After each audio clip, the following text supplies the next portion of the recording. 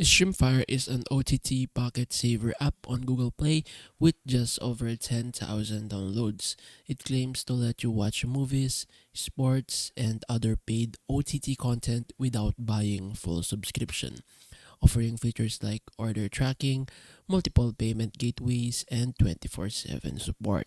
While the app exists and it's easy to install, it hasn't been updated since 2022, specifically on March 23, which raises concerns about reliability and security. More importantly, its core promise of bypassing OTT subscriptions is questionable and may involve gray area access to content.